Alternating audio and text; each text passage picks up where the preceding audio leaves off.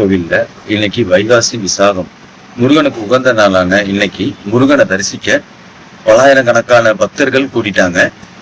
பல்லாயிரம் கணக்கான பக்தர்களை பாதுகாக்கிறதுக்குரிய பாதுகாப்பு சரியா இருந்ததா அப்படின்னா அது பெரிய குறைபாடுன்ற மாதிரி பக்தர்கள் பொதுமக்கள் எல்லாமே சொல்றாங்க. ஏன்னா அவ்வளவு பேரும் ஒரே இடத்துல கூடுறப்ப சரியான கூட்ட நெரிசலுங்க. அந்த கூட்ட நெரிசல்ல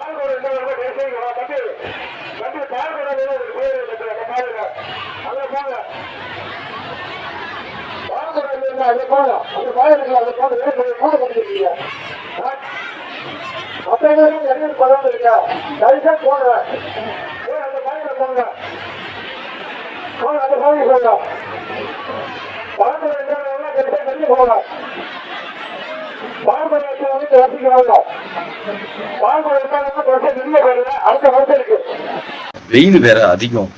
ஒரே இடத்துல போய் அவ்வளவு பேர் கும்பல் கூடனா என்ன பண்ண முடியும்? அவங்க தகுந்த பாதுகாப்பு வசதி இருக்கா? அவங்க வந்து பண்ணி சாமியை பாக்குற அளவுக்கு ஃபெசிலிட்டி இருக்கா? அவங்களுக்கு தண்ணி வசதி இருக்கா? காத்து வசதி இருக்கா? கழிப்பறை இருக்கா?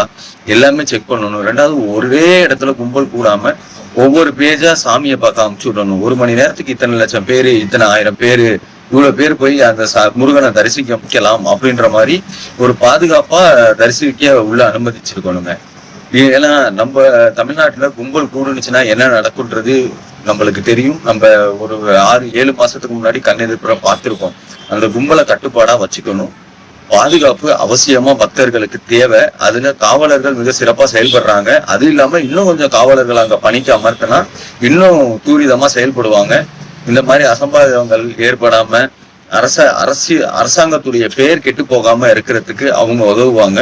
காவல்துறை பாதுகாப்பை கொஞ்சம் துரிதப்படுத்தி அதிகப்படுத்துங்க. அதே மாதிரி பொதுமக்களும் கூட்ட நெரிசல்ல குழந்தைகளையோ வயசானவங்களையோ பக்தர்கள் வந்து கூட்ட நெரிசல்ல இருக்கிற ஒரு திருவிழா நேரத்துல இது மாதிரி குழந்தைங்களை, இந்த வயசானவங்களை, கர்ப்பிணி பெண்களோ மூச்சு வாங்குறவங்களோ இந்த கும்பல்ல வந்து தரிசிக்க வேண்டாம்.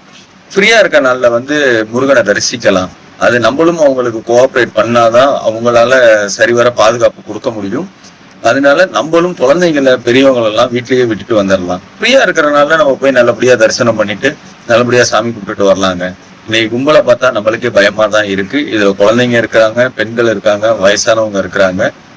இனிமேல் இந்த கும்பல் வந்துச்சுன்னா பாதுகாப்பு கொடுக்க அரசாங்கம் மிக தூரிதமா செயல்படணும்னு கேட்டுக்கிறோம்.